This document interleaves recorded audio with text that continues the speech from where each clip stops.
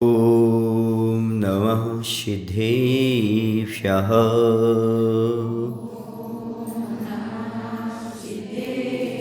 ॐ नमः सिद्धेभ्यः। ॐ नमः सिद्धेभ्यः। नमः श्रीवर्धमानाय निर्धूतकलिलात्मने सालोकानां त्रिलोकानां यदि विद्यादर्पणायते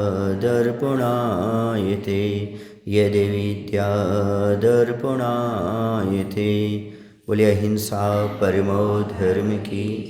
देवादिदेव श्री पारुषनाथ भगवान की। आचार्य गुरुदेव श्री विद्यासागर जी महाराज की। आचार्य समय सागर जी महाराज की।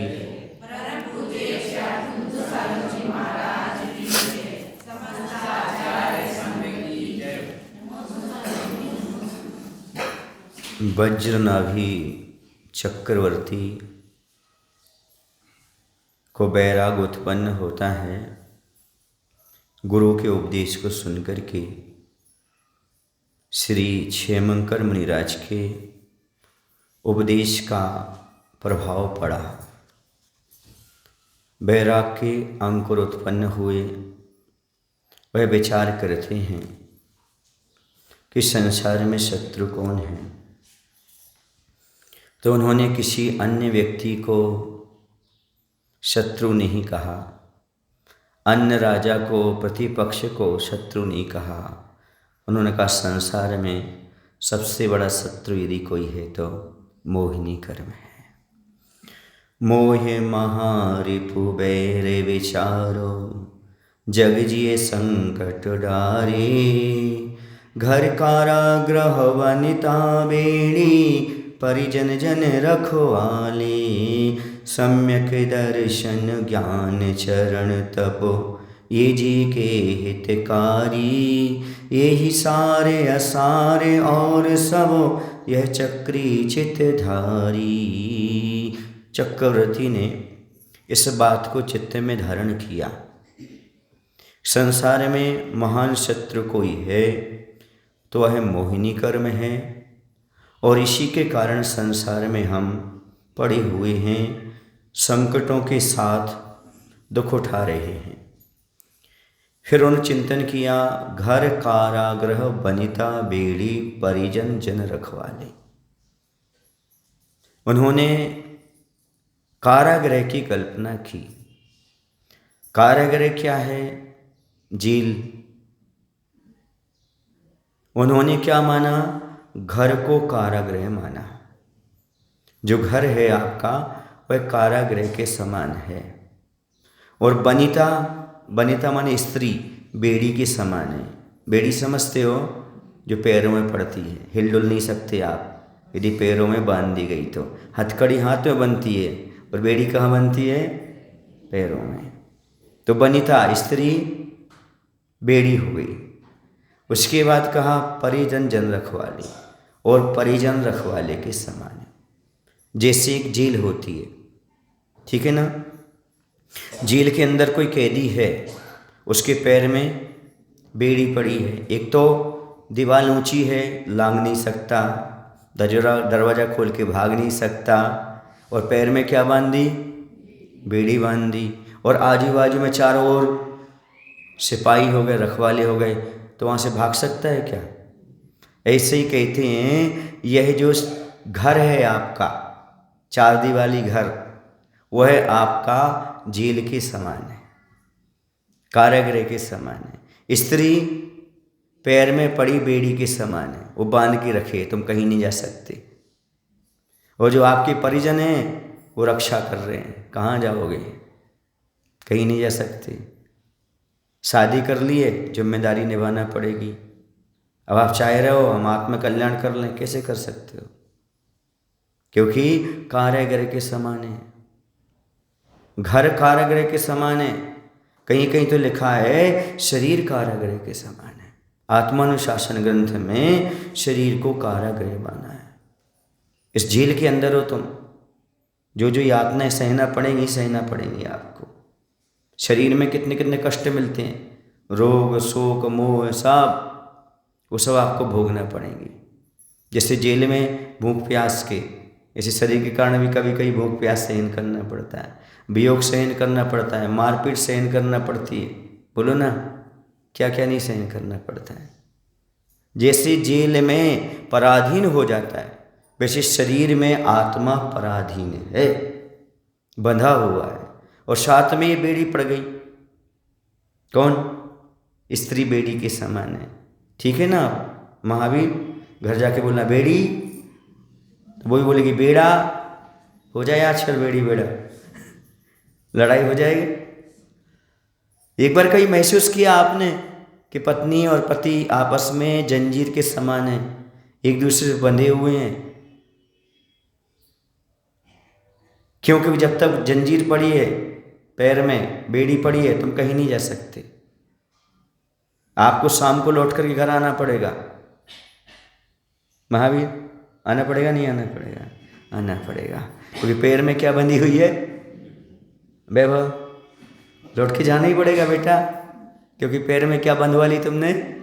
बेड़ी। एक तो कारागृह में, और कारागृह के साथ साथ बेड़ी, और आजू बाजू में रखवाले। तुम कहीं नहीं जा सकते। पापा कहाँ जा रहे हो? बेटा कहाँ जा रहे हो? भाई कहाँ जा रहे हो?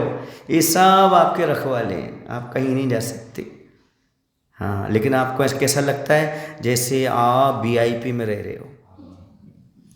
लेकिन जैसे बैराग आ जाता है, उसे शरीर और घर किसके समान लगता है? जेल के समान प्रतीत होता है। आपको कभी घर परिवार जेल जैसा लगा? नहीं, जेल से छूट के घर आ जाते। उस जेल से छूट के घर तो आ गए। कभी अपराध हुआ नहीं हुआ हो, लेकिन जो भी व्यक्ति अपराध करता है वो जेल जाता है, और क्या सोचता है? मैं घर जाऊंगा, घर जाऊंगा, घर जाऊंगा, घर जाऊंगा, और जल्दी सजा कम हो जाए, जल्दी जेल से बाहर निकलूं, ऐसा प्रयास करता है ना। समय से पहले जमानत लेने की बात करता है, पैसे देकर के जमानत लेता है बाहर निकलने का, और घर आ जाता है। लेकिन इस शरीर रूपी जेल से कब निकलोगे? कौन है जमानतदार? बोलो, सुनो, लिख लो। शरीर रूपी जेल से निकलने के लिए, संसार रूपी कारागृह से बाहर निकलने के लिए जमानतदार यदि कोई है तो वो तुम्हारा अंदर का बैराग है, और कोई जमानत नहीं ले सकता। यदि आपको बैराग आ गया तो समझो आपकी जमानत हो सकती है, आप घर रूपी कारागृह से बाहर निकल सकते हो। और जब तक बैराग नहीं आता तब तक घर रूपी जेल आपसे छूट नहीं सकती। इसलिए घर रूपी जेल को छोड़ना चाहते हो तो बैराग उत्पन्न करो। और बैराग उत्पन्न कैसे होगा? जैसे वज्रनाभि चक्रवर्ती को गुरु के उपदेश से हुआ, आप भी हमेशा गुरु का उपदेश सुनो, ताकि आपके लिए भी बैराग आ जाए, और बैराग जमानत लेकर के आपको बाहर निकाल जाए। और कोई तरीका नहीं है। इस संसार रूपी, परिवार रूपी, शरीर रूपी कारागृह से बाहर निकलने वाला मात्र एक बैराग है। जब तक बैराग नहीं आता तब तक बेड़ी भी है, रखवाले भी हैं, और कारागृह भी है।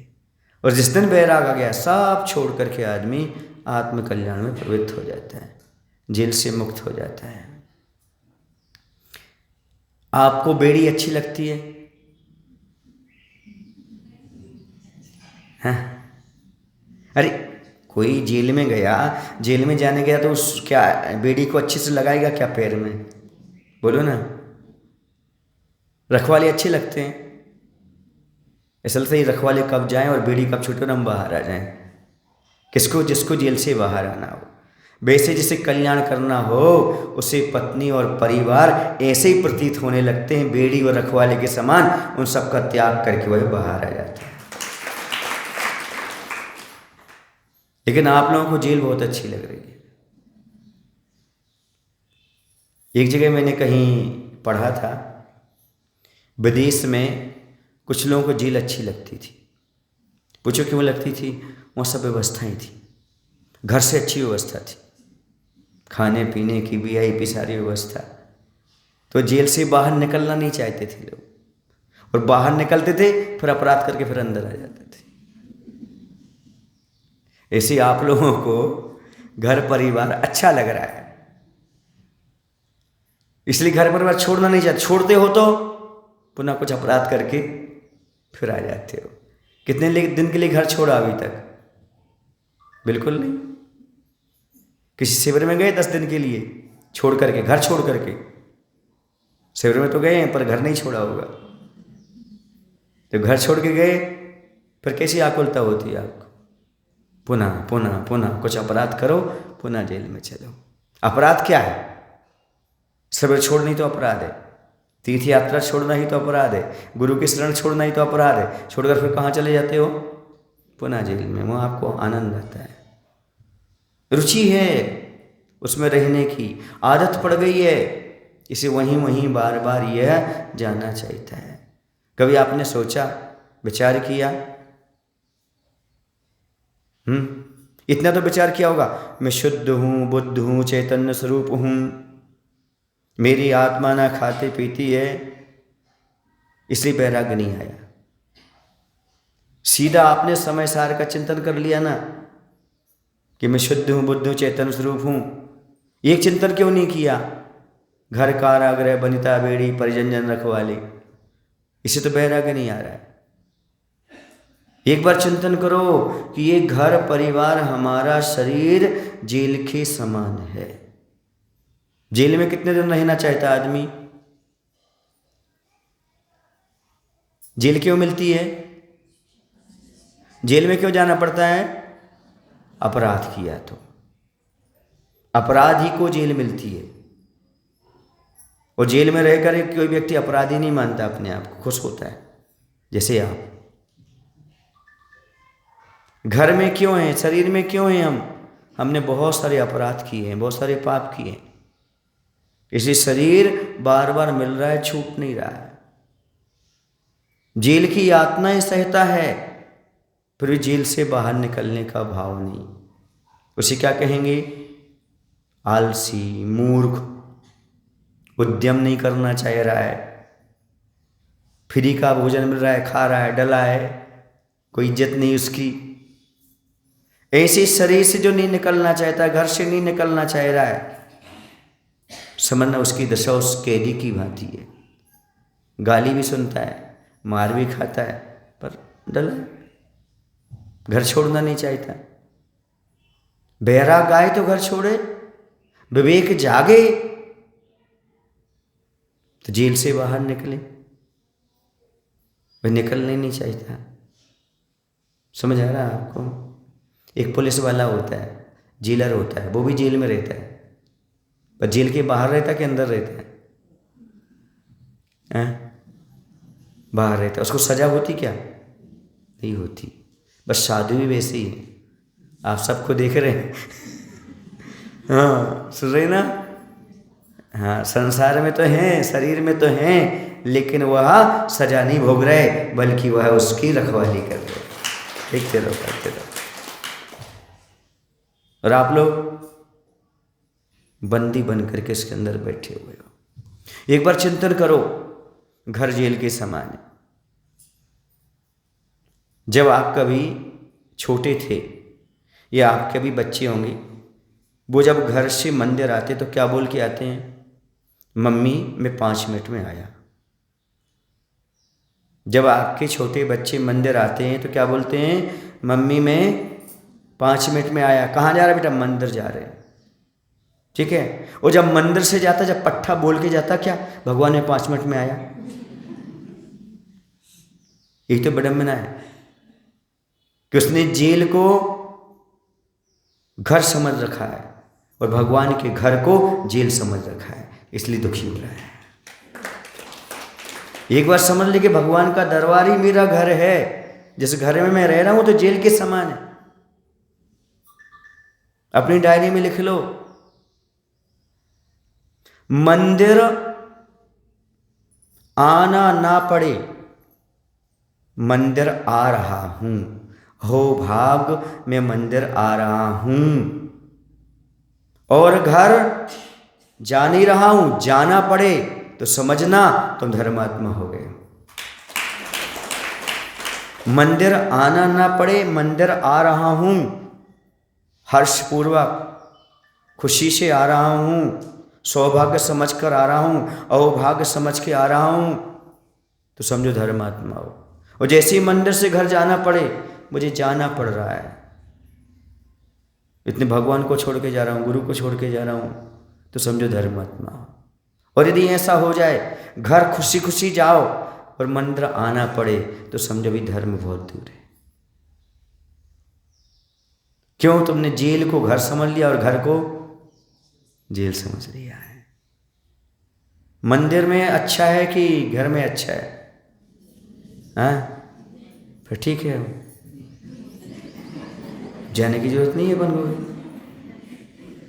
या बस यही तो है, यही अज्ञानता है। मुनि के मुख से सुना है, शास्त्र स्वाध्याय किया है, इसलिए कह रहे हैं मंदिर अच्छा है, घर बुरा है, लेकिन अनुभव में तो आपके लिए घर अच्छा लग रहा है। बोलो, ओपिनियन अलग है, एक्सपीरियंस अलग है, बहुत अंतर है। आपको अनुभव में तो घर ही अच्छा लग रहा है ना। जिसको एक बार घर कारागृह लग जाए, महसूस हो जाए घर कारागृह के समान है, वो काले ग्रह में जाएगा ही नहीं, वह घर जाएगा ही नहीं, वैराग्य धारण करेगा और प्रभु और गुरु के चरणों में आकर के बैठ जाएगा, अपना कल्याण करेगा। अब मैं दोबारा जेल नहीं जाना चाहता, बड़ी मुश्किल से जेल से छूट करके आया हूँ, याद भी नहीं करता लौट करके जेल के लिए। समझ आ रहा? कोई बेड़ी से छूट के आए, पुनः बेड़ी को याद करेगा क्या? रखवाले जो उसके पीछे पड़े थे उनको याद करेगा क्या? क्यों? क्योंकि उसे पता है यह कारागृह के समान है। एक बार चिंतन करो, विचार करो, क्या ये स्त्री और पुरुष आपस में बेड़ी नहीं है? मध्य प्रदेश में बोलते हैं 2 पैर का इंसान, 4 पैर का जानवर।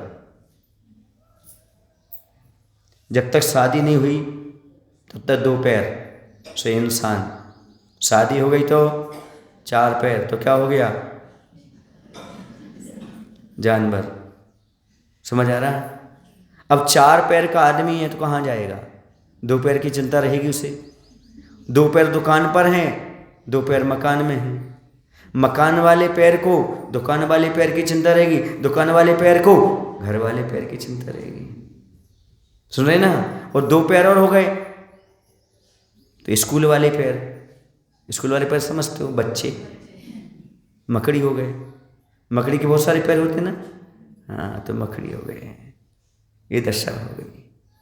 होता कि नहीं? मकड़ी के जाल में फंस गए। नौन तेल लकड़ी, नौन क्या बोलते हैं? नमक को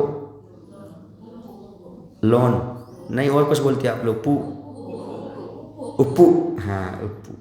तो नौन तेल, एने लकड़ी, काष्ठ समझते ना? तो नौन तेल लकड़ी, जामे दुनिया जकड़ी, जैसे जाले में मकड़ी, भूल गया छकड़ी। छकड़ी समझते हो? 6 आवश्यक, नमक, तेल और लकड़ी, इसमें सारी दुनिया जकड़ी है। इतना ही कमा रहा है, बस खाने पीने की सामग्री कमाता है। जैसे जाले में मकड़ी फंस करके रह जाती है, और क्या होता है? छकड़ी भूल जाता, 6 आवश्यक भूल गया, सब भूल गया वो, हमें कुछ करना था, क्या करना था, ये सारी चीज़ को भूल जाता है। ये भूल जाता शरीर से। मैं आपको एक कहानी सुनाता हूँ, ऐसी लगे कि आपकी है तो आप थोड़ा समझने का प्रयास करना।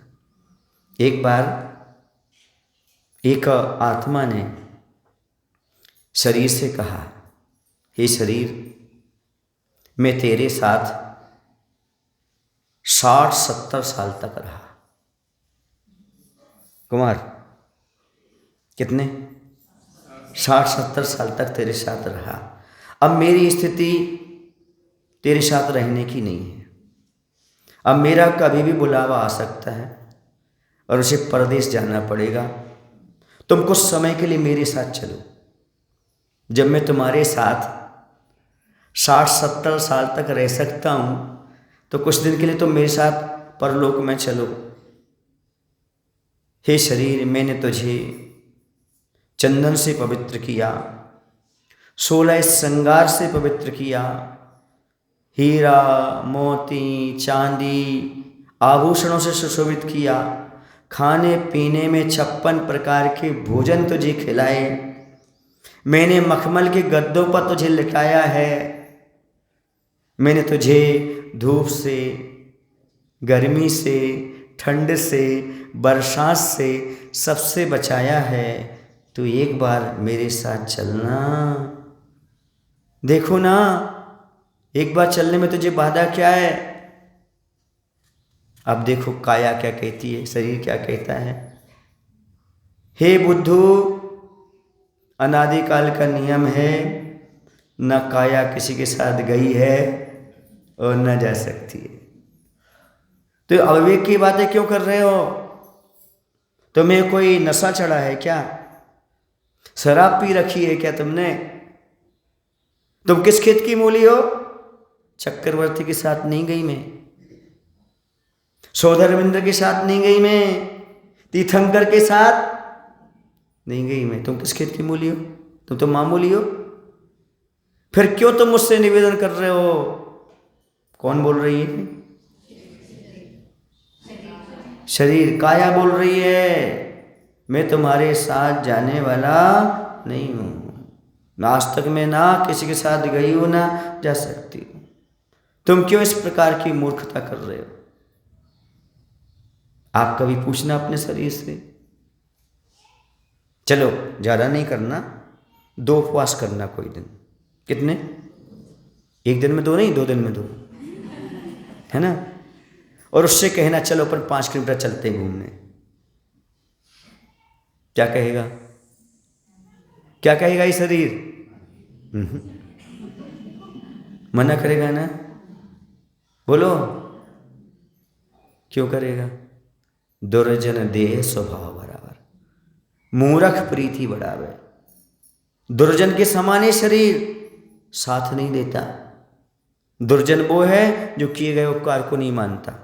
सद लगा के तो अच्छे से जानते होंगे दुर्जन किसे कहते, सज्जन किसे कहते हैं। जो किए गए उपकार को नहीं मानता उसका नाम क्या है? दुर्जन है। और जो किए गए उपकार को मानता है वो सज्जन है। तो किए गए उपकार को नहीं मानना, ये शरीर का दुर्जनता का स्वभाव अभी से नहीं है, अनादिकाल से है। समझ आ रहा ना? कब से है? अनादिकाल से है, आज का नहीं है। आप सोचोगे आपका शरीर साथ नहीं दे रहा, किसी का शरीर साथ नहीं देता। आचार्य से हमेशा बोलते थे, शरीर काम नहीं करता, काम लेना पड़ता है। शरीर काम नहीं करता, काम लेना पड़ता है। चाहे तुम्हारा शरीर हो चाहे हमारा शरीर हो, ये शरीर तो हमेशा सुविधा चाहता है, काम नहीं करता। इससे काम लेना पड़ता है।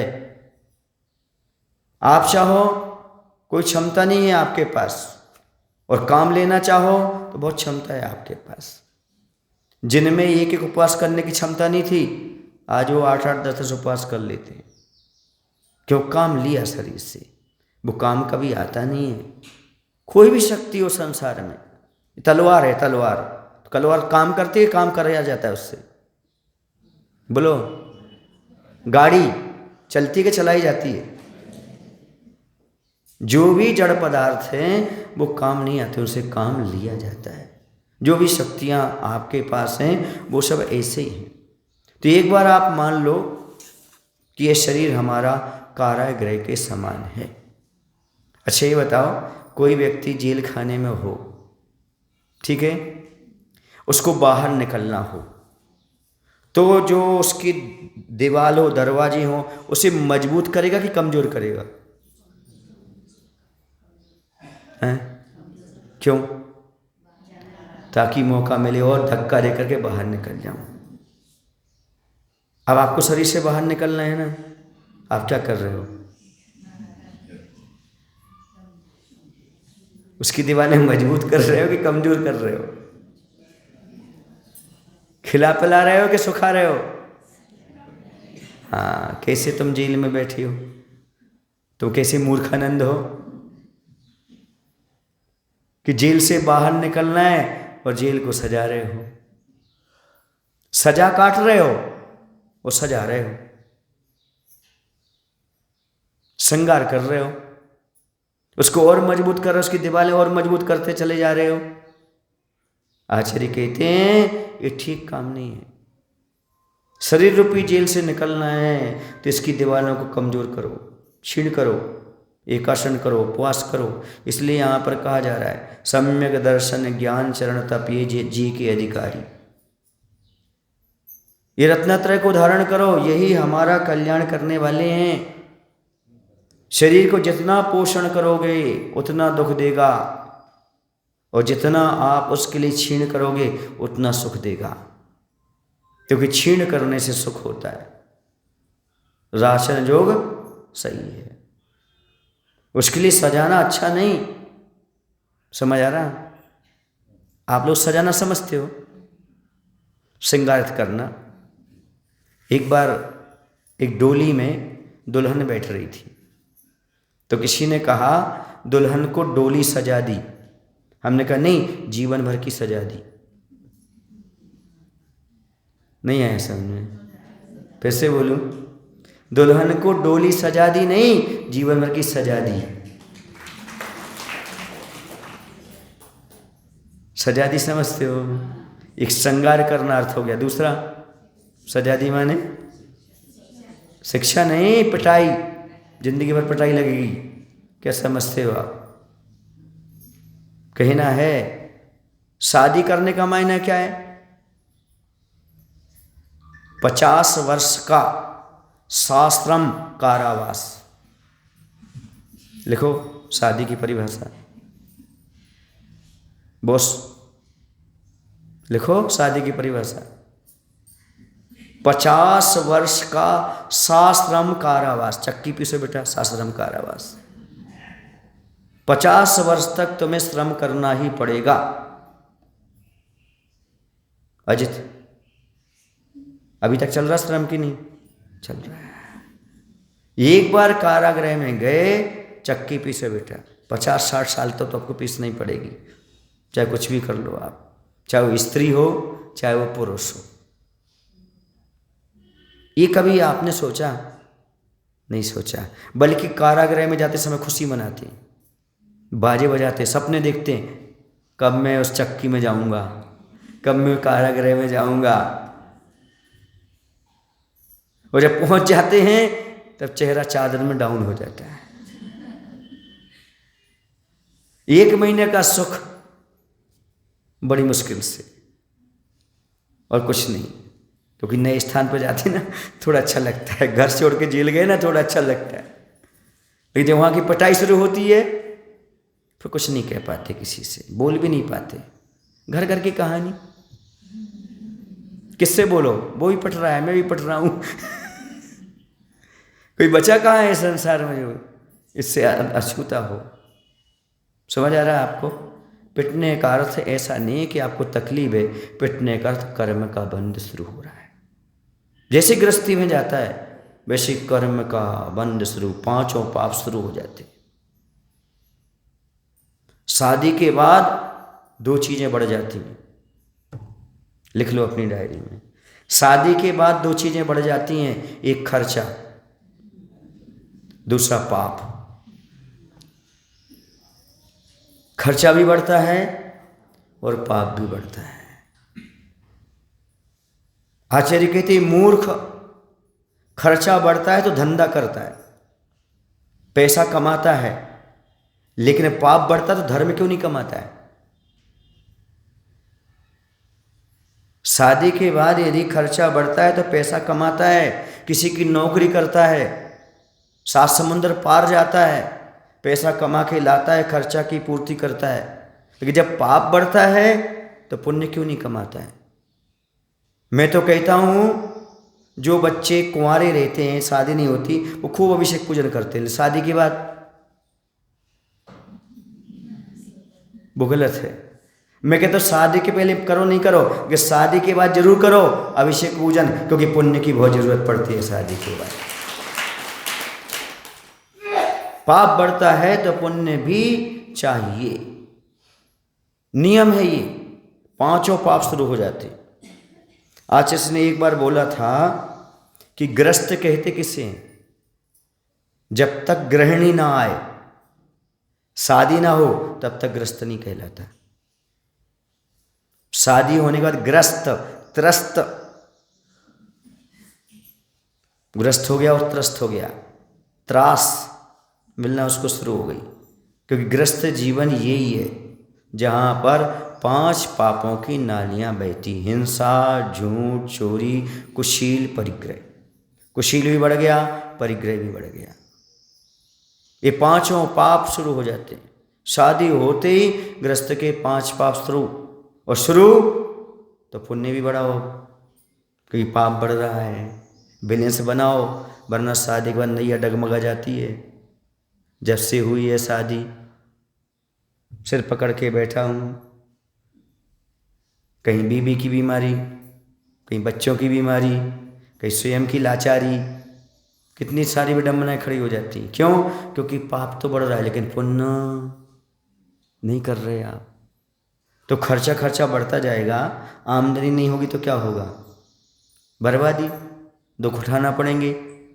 इसलिए आप घर जाकर अपने जो पुरुष वर्ग हैं उनको आज का प्रवचन सुना देना कि तुमने हमारे साथ शादी की है ना, तो खर्चा बढ़ा तो पैसा तो कमा रहे हो, अब पाप बढ़ा तो धर्म कब कमाओगे, पुण्य कब कमाओगे? महाराज जी हम नहीं बोलेंगे, नहीं तो कल से वो घर वहाँ नहीं जाएंगे तो फिर क्या खाएंगे? ऐसा नहीं है। धर्म करते हुए भी पैसा कमाया जा सकता है, पैसा कमाते हुए भी धर्म किया जा सकता है।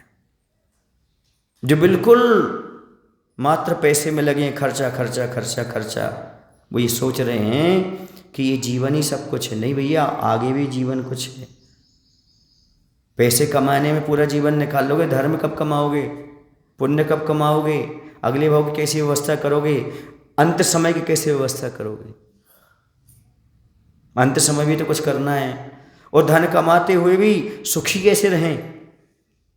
धन कमाना सो सुख नहीं है, सुविधा सो सुख नहीं है, सामग्री सो सुख नहीं है, धन सो सुख नहीं है। धन के माध्यम से आप बिस्तर खरीद सकते हो, नींद नहीं। पुण्य का उदय होगा तभी नींद आएगी। आप पैसों के माध्यम से 10 प्रकार के पकवान खरीद सकते हो, भोजन, भूख नहीं। साता का उदय होगा तभी भूख लगेगी तुम्हारे पास, तभी भूख आएगी, नहीं तो नहीं आने वाली। और देख लेना, जो अरबपति होते हैं ना, वो कम ही सो पाते,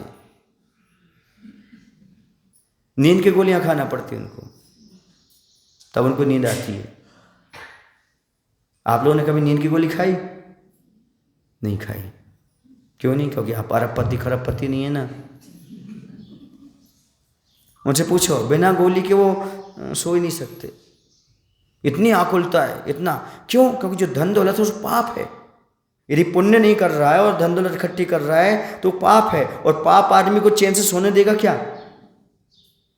इतनी बड़ी बड़ी फैक्ट्री हैं, गाड़ी हैं, नौकर चाकर हैं, ये सारे के सारे लगे हुए हैं, ये सब क्या परिग्रह में नहीं है क्या? चेतन अचेतन परिग्रह। तो जितना परिग्रह उतना पाप होगा, तो क्या निराकुल भाव रहेंगे क्या? बोलो, नहीं रहेंगे। लेकिन दान पुण्य कर रहा है तो निराकुल है। धन दौलत हमारे पास है, हमने कमाई है, हमारे पिताजियों की है, सब कुछ है, कोई दिक्कत नहीं है। लेकिन धर्म ध्यान करता है तो उसे कोई नींद की गोली नहीं खाना पड़ती। उसे पता है ये सब में छोड़ करके जाना है। और ऐसा नहीं, लाखों रुपए दान भी करता रहता है और आनंद से नींद भी लेता रहता है, कमाता भी है, दान भी करता है, धर्म भी करता है। और जो मात्र कमाता है, धर्म नहीं करता है, उसकी क्या दशा होती है जो मैंने आपको बता दी। इस भव में नींद नहीं, और नरकों में तो नींद है ही नहीं। वहाँ महानिद्राएं नहीं है। कहाँ पर? नरक में। वहाँ नींद ही नहीं आती। अरे पीछे से कोई मार रहा है, तुम नींद आएगी? सामने वाला आपके हाथ काट रहा है, नींद आएगी? बोलो, एक धक्का दे रहा है बैतरणी नदी में, नींद आएगी? आ सकती क्या? नहीं आ सकती। स्वर्गों में भी नींद नहीं है। कहाँ नहीं है? सुन रहे ना, सुख की नींद कहाँ है? कर भूमि में। ले लो अच्छे से। हाँ, इसलिए धन भी कमाओ लेकिन साथ में धर्म भी करो, तभी सुख चैन से आप सो सकते। कर्म सिद्धांत समझो, और जो वर्तमान में आप क्रियाएं कर रहे हो उन क्रियाओं का आकलन करो कि जो हम कर रहे हैं वो क्या हमारी क्रियाएं विवेकपूर्ण हैं कि अविवेकपूर्ण हैं। जिस शरीर को कारागृह कहा जा रहा है, जिस घर को कारागृह कहा जा रहा है, उसी की व्यवस्था में पूरा जीवन कैदी हो क्या, मुजरिम हो क्या, अपराधी हो क्या? फिर क्यों? अपराधी नहीं हो तो जेल से बाहर क्यों नहीं निकल रहे हो? बाहर निकलने का प्रयास कब करोगे? कब सोचोगे भगवान मैं इस कारागृह से बाहर निकलूं? चाहे घर हो चाहे शरीर हो, ये कारागृह के समान है, इसमें से मैं कब बाहर निकलूंगा? स्त्री को बेड़ी माना कभी? वरमाला तो डलवा ली और डाल भी दी, पर बेड़ी के रूप में स्वीकार किया कि नहीं? महाराज जी कभी कभी तो लगता है गलत फंस गए, लेकिन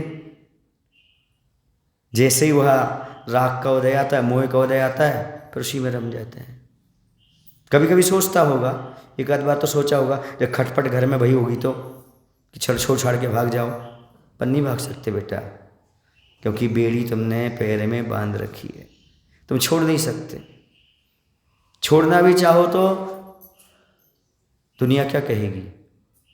अभी शादी की है, अभी बच्चे आए, जिम्मेदारी से पीछे हट गया, कायर निकला, साधु बन गया।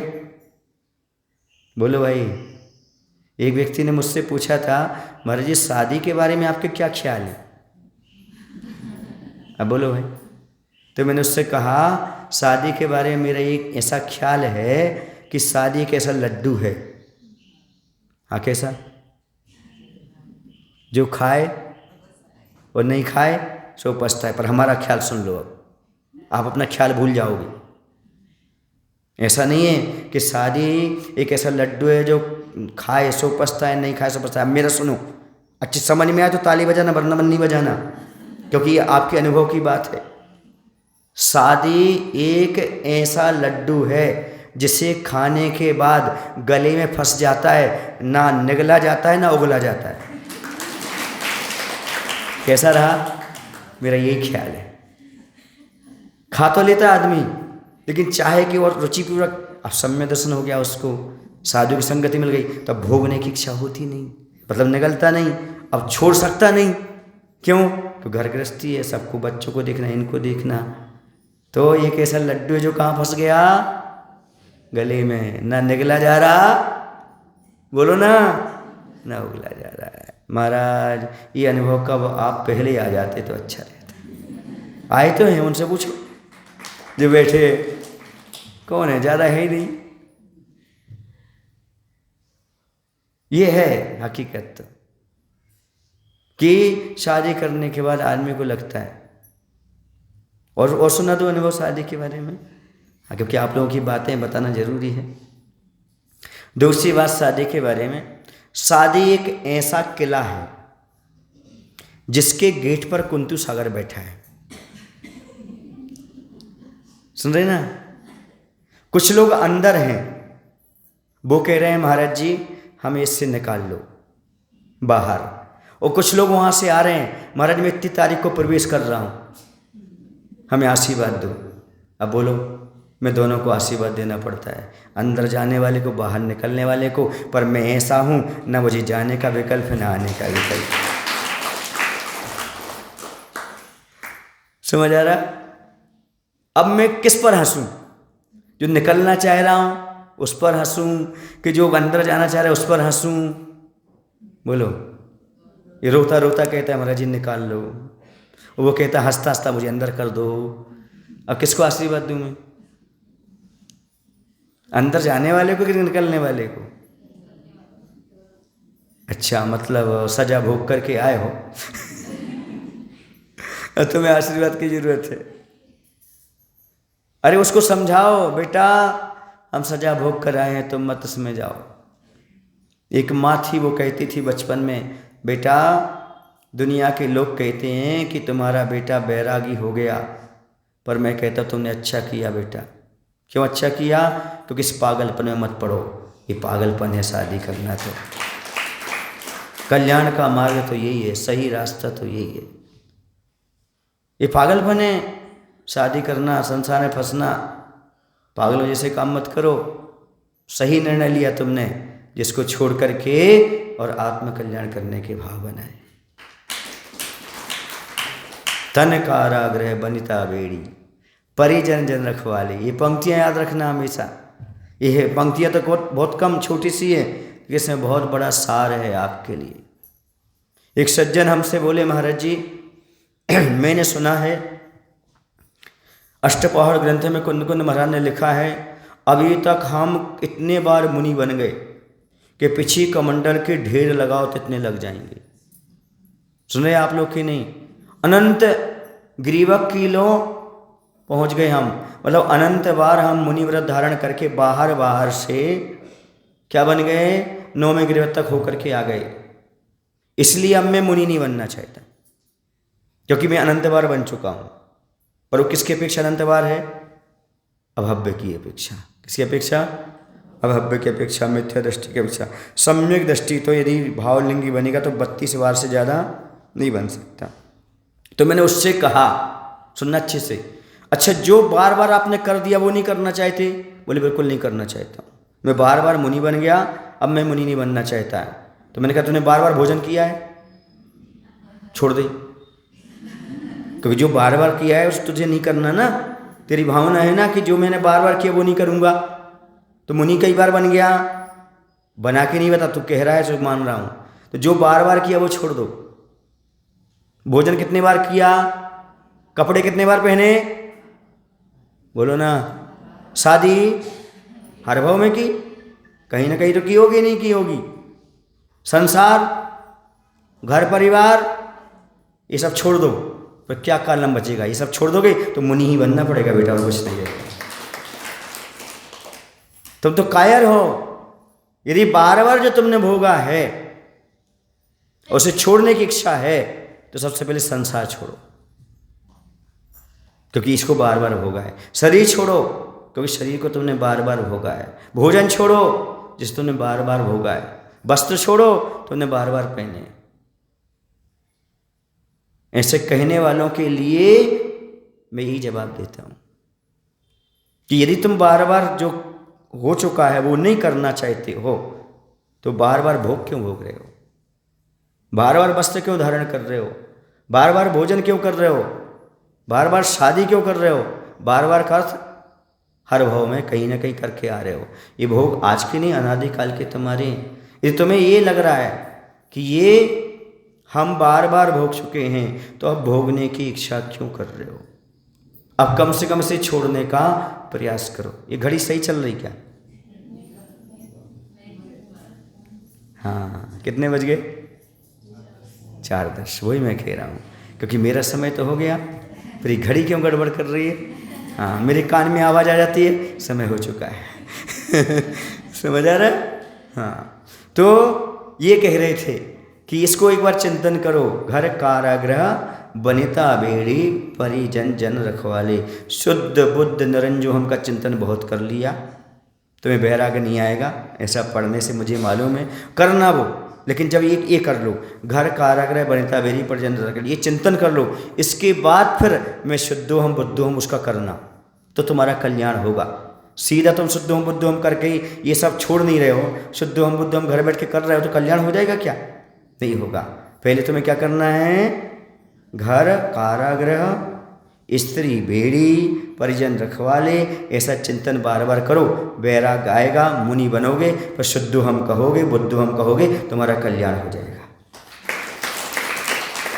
बोलो महावीर भगवान की जय। आचार्य गुरुदेव श्री विद्यासागर जी महाराज की जय। हे प्रभु।